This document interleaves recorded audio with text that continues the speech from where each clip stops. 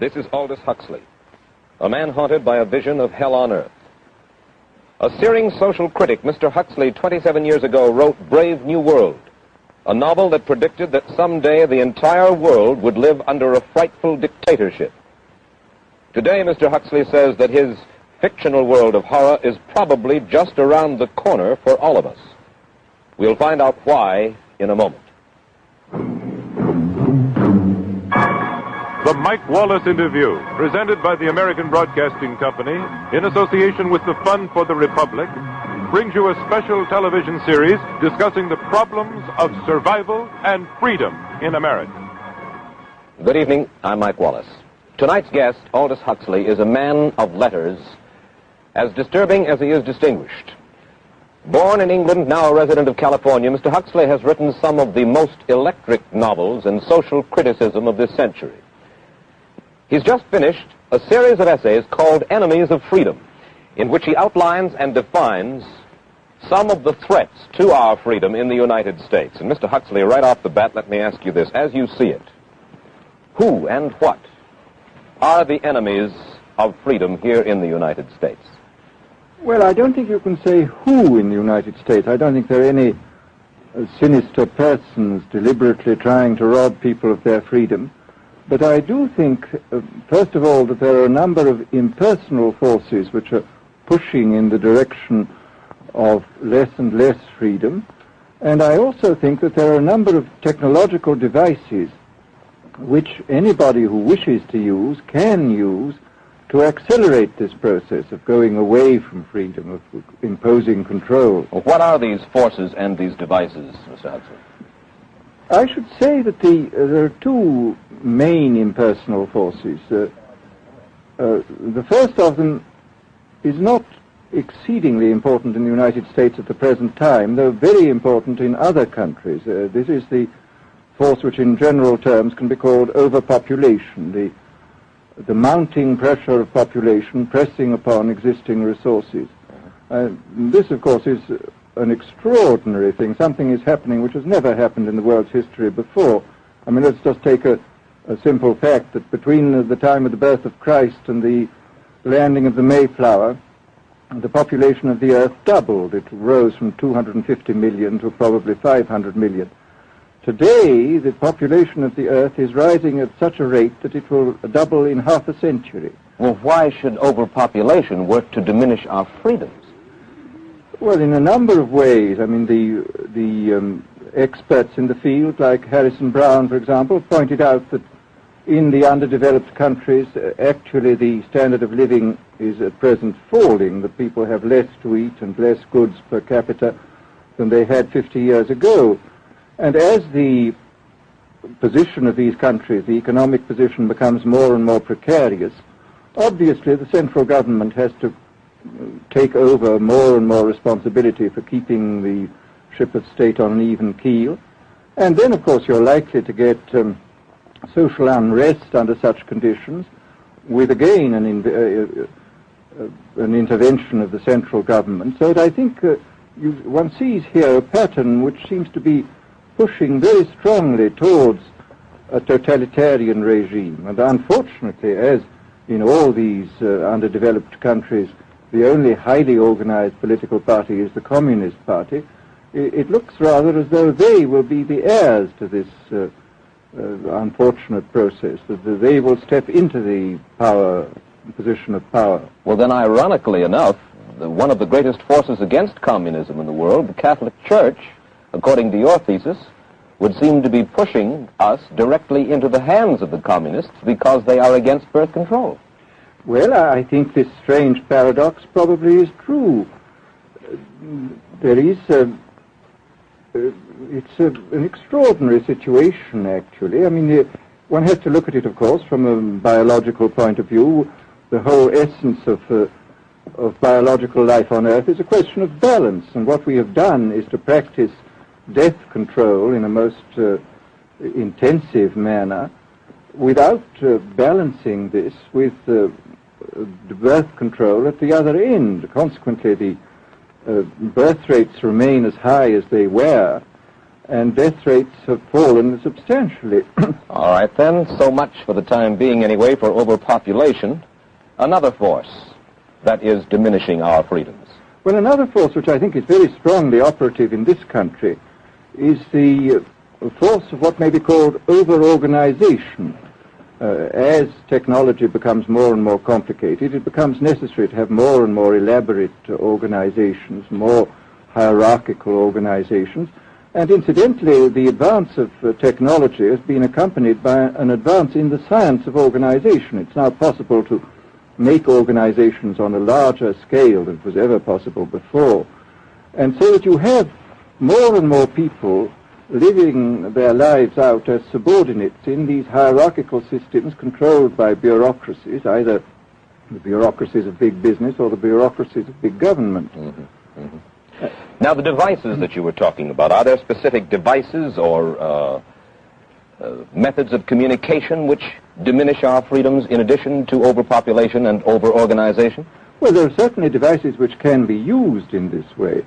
I mean, let us take, after all, a piece of very recent and very painful history is the propaganda used by Hitler, which was incredibly effective. I mean, what were Hitler's methods? Hitler used terror on the one kind, brute force on the one hand, but he also used a very efficient form of propaganda, which he was using every modern device at that time. He didn't have TV, but he had the radio, which he used to the fullest extent, and was able to impose his will on an immense mass of people. I mean, the Germans were a highly educated people.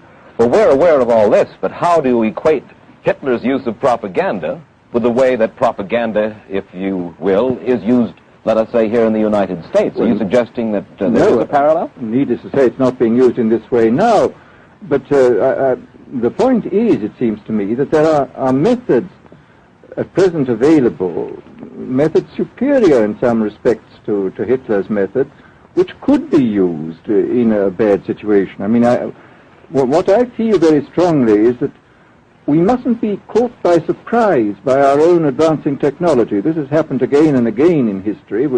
Technology has advanced, and this changes social conditions, and suddenly people have found themselves in a situation which they didn't foresee and doing all sorts of things they didn't really want to do. Well, now, what do you mean? Do you mean that we develop our television, but we don't know how to use it correctly? Is that the point that you're making? Well, at present, the television, I think, is being used quite harmlessly. It's being used, I think, I would feel it's being used too much to distract everybody all the time. But, I mean, imagine, which must be the situation in all communist countries, where the television, where it exists, is always saying the same thing the whole time, is always driving along. It's not creating a wide front of distraction, it's creating a one-pointed drumming in of a single idea all the time. It's obviously an immensely powerful instrument.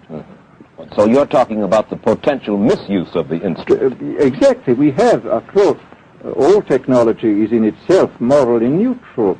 These are just powers which can either be used well or ill. It's the same thing with atomic energy. We can either use it to blow ourselves up, or we can use it as a substitute for the coal and the oil which are running out. You've even written about the use of drugs in this light. Well, now, this is a very interesting subject. I mean, in this book that you mentioned, this book of mine, Brave New World, I postulated a substance called soma, which was a very versatile drug. It would make people feel happy in small doses. It would make them see visions in medium doses, and it would send them to sleep in large doses. Well, I don't think such a drug exists now, nor do I think it will ever exist, but we do have drugs which will do some of these things, and I think it's quite on the cards that we may have drugs which will profoundly change our mental states without doing us any harm. I mean, this is the pharmacological revolution which has taken place, that we have now powerful mind-changing drugs, physiologically speaking, are almost costless. I mean, they are not like opium or like cocaine, which do change the state of mind, but leave terrible results physiologically and morally. Mr. Huxley, in your new essays, you state that these various enemies of freedom, are pushing us toward a real-life, brave new world, and you say that it's awaiting us just around the corner. First of all, can you detail for us what life in this brave new world which you fear so much, or what life might be like? Well, to start with, I think this kind of the dictatorship of the future, I think will be very unlike the dictatorships which we've been familiar with in the immediate past. I mean, take another book prophesying the future, which was a very remarkable book, George Orwell's 1984. Well, this book was written at the height of the Stalinist regime and just after the Hitler regime. And there he foresaw a dictatorship using entirely the methods of terror, the methods of physical violence.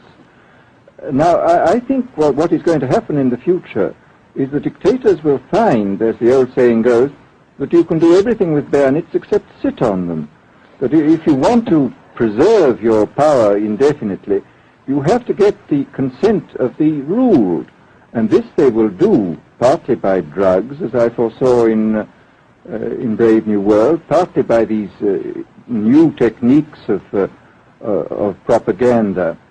They will do it by bypassing the sort of rational side of man and appealing to his subconscious and his deeper emotions and his physiology even, and so making him actually love his slavery. I mean, I think this is the danger, that actually people may be in some ways happy under the new regime, but they will be happy in a situation where they oughtn't to be happy. But let me ask you this.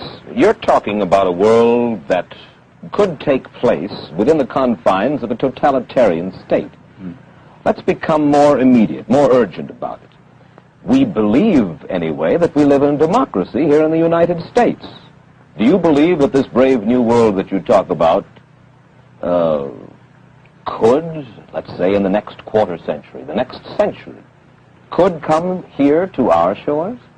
I think it could. I mean, that's why I feel it's so extremely important here and now to start thinking about these problems, not to let ourselves be taken by surprise by the new advances in technology. I mean, for example, in regard to the use of the drugs, we know there's enough evidence now for us to be able, on the basis of this evidence and using a certain amount of creative imagination, to foresee the kind of uses which could be made by people of bad will with these things, and to attempt to forestall this. And in the same way, I think with these other methods of propaganda, we can foresee and we can do a good deal to forestall. I mean, after all, the price of freedom is eternal vigilance. You write in Enemies of Freedom, you write specifically about the United States. You say this, writing about American political campaigns. You say, all that is needed is money and a candidate who can be coached to look sincere. Political principles and plans for specific action have come to lose most of their importance. The personality of the candidate, the way he is projected by the advertising experts, are the things that really matter. Well, this is... during the last campaign, there was a great deal of this kind of statement by the advertising managers of the campaign parties, this idea that the candidates had to be merchandised as though they were soap or toothpaste, and that you had to depend entirely on the personality. I mean, the personality is important, but there are certainly people with an extremely amiable personality, particularly on TV, who might not necessarily be very good in positions of political trust. Well, do you feel that men like Eisenhower, Stevenson, Nixon, with knowledge of forethought, were trying to pull the wool over the eyes of the American public? No, but they were being advised by powerful advertising agencies who were making campaigns of a quite different kind from what had been made before. And I think we shall see probably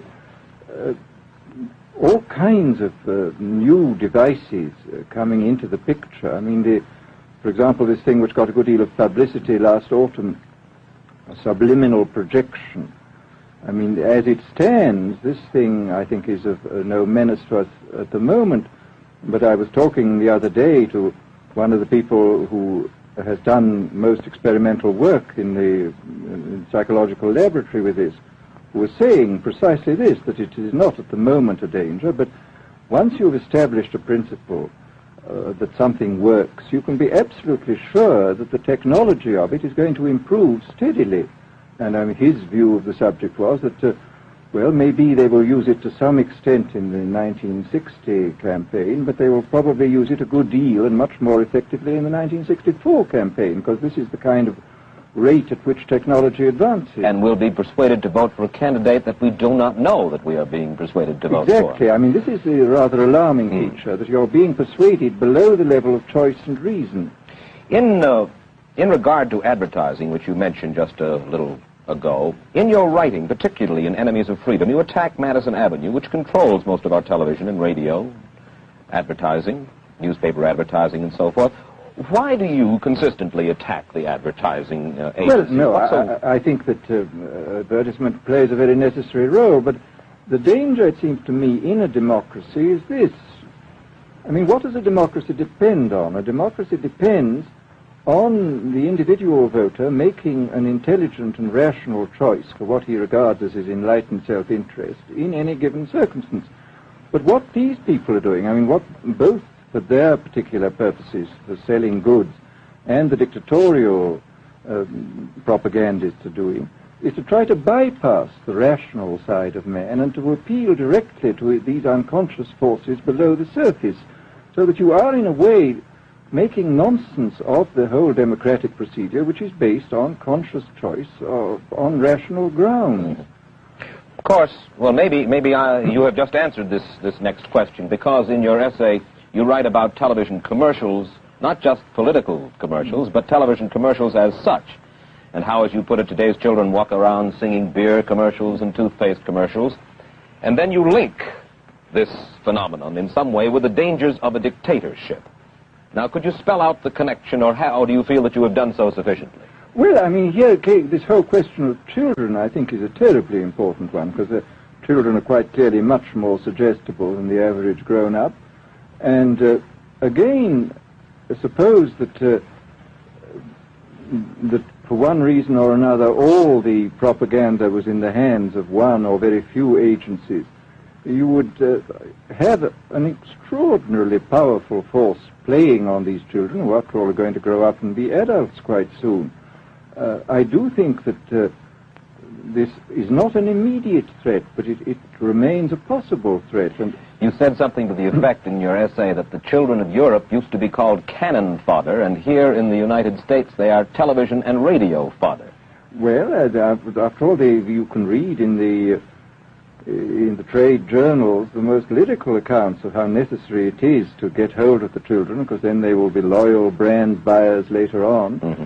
But, I mean, again, you just translate this into political terms. The dictator says they will be loyal ideology buyers when they're grown up. We hear so much about brainwashing as used by the communists. Do you see any brainwashing other than that which we've just been talking about that is used here in the United States? Other forms of brainwashing? Not in the form that has been used in China and in Russia, because this is essentially the application of propaganda methods, the most violent kind, to individuals. It's not a shotgun method like the advertising method.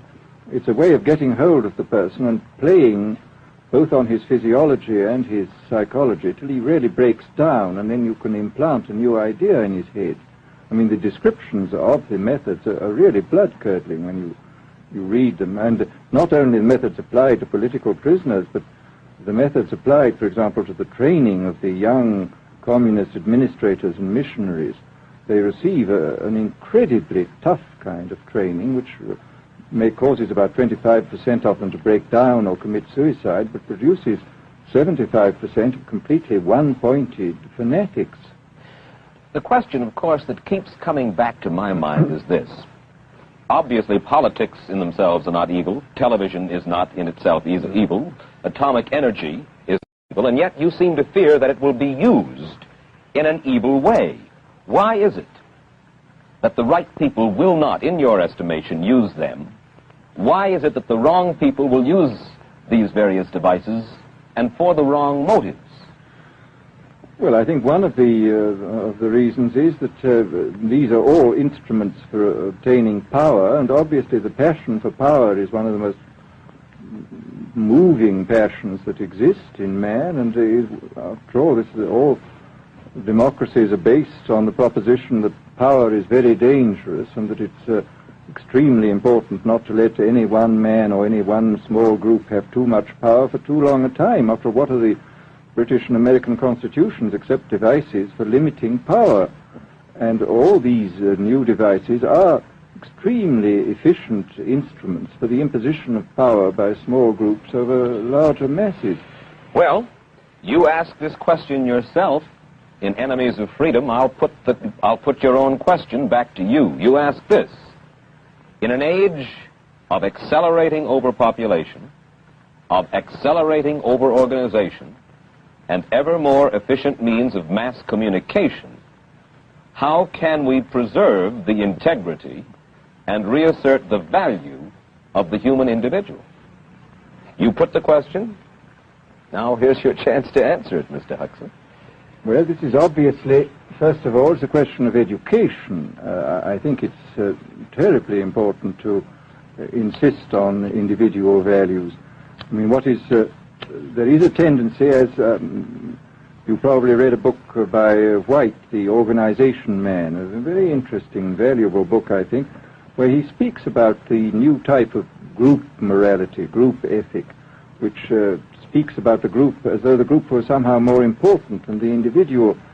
But this seems, as far as I'm concerned, to be in contradiction with what we know about the genetical make-up of human beings, that every human being is unique. And it is, of course, on this genetical basis that the whole idea of the value of freedom is based. And I think it's extremely important for us to stress this in all our educational life. And I would say it's also very important to teach people to be on their guard against the sort of verbal booby traps into which they're always being led, to analyze the kind of things that are said to them. Well, I think there is this whole educational side, and I think there are many more things that one could do to strengthen people and to make them more aware of what was being done. You're a prophet of decentralization. Well, yes, if this is feasible. It's one of the tragedies, it seems to me. I mean, many people have been talking about the importance of decentralization in order to give back to the voter a sense of direct power. I mean, the voter in an enormous electorate feels quite impotent, and his vote seems to count for nothing. This is not true where the electorate is small and where he is dealing with a group which he can manage and understand. And if one can, as Jefferson, after all, suggested, break up the units into smaller and smaller units, and so get a real self-governing democracy. Well, that was all very well in Jefferson's day, but how can we revamp our economic system and decentralize and at the same time meet militarily and economically the tough challenge of a country like Soviet Russia? Well, I think the answer to that is that there are, it seems to me that the production, industrial production, is of two kinds. I mean, there are some kinds of industrial production which obviously need the most tremendously high centralization, like the making of automobiles, for example. But there are many other kinds where you could decentralize quite easily and probably quite economically, and that you would then have this kind of decentralized life. After all, you begin to see it now if you travel through the South, this decentralized textile industry which is springing up there. Mr. Huxley, let me ask you this, quite seriously. Is freedom necessary? As far as I'm concerned, it is, yes. Why? Is it necessary for a productive society? Yes, I should say it is. I mean, a genuinely productive society. I mean, I think you could produce plenty of goods without much freedom, but I think the whole sort of creative life of man is ultimately impossible without a considerable measure of individual freedom, that initiative, creation, all these things which we value, and I think value properly, are impossible without a large measure of freedom. Well, Mr. Huxley, take a look again at the country which is in the stance of our opponent anyway it would seem to be there, Soviet Russia. It is strong and getting stronger economically, militarily. At the same time, it's developing its art forms pretty well. It seems not unnecessarily to squelch the creative urge among its people, and yet it is not a free society. It's not a free society, but here is something very interesting, that those members of the society, like the scientists who are doing the creative work, are given far more freedom than anybody else. I mean, it's a privileged aristocratic society in which, provided that they don't poke their noses into political affairs, these people are given a great deal of prestige, a considerable amount of freedom, and a lot of money. I mean, this is a very interesting fact about the new Soviet regime, and I think what we're going to see is a people on the whole with very little freedom, but with an oligarchy on top enjoying a considerable measure of freedom and a very high standard of living. And the people down below, the epsilons down below, enjoying very little. And you think that that kind of situation can long endure? I think it can certainly endure much longer than a situation in which everybody is kept down. Because, I mean, they can certainly get their technological and scientific results on such a basis. Well, the next time that I talk to you then, perhaps we should investigate further the possibility of the establishment of that kind of a society, where the drones work for the queen bees up above. Well, but yes, but I must say I still believe in democracy. If we can make the best of the creative activities of the people on top, plus those of the people on the bottom, so much the better. Mr. Huxley, I surely thank you for spending this half hour with us, and I wish you Godspeed, sir. Thank you. Aldous Huxley finds himself these days in a peculiar and disturbing position. A quarter of a century after prophesying an authoritarian state in which people were reduced to ciphers, he can point at Soviet Russia and say, "I told you so." The crucial question, as he sees it now, is whether the so-called free world is shortly going to give Mr. Huxley the further dubious satisfaction of saying the same thing about us. Stay tuned for a preview of next week's interview. Till then, Mike Wallace, good night.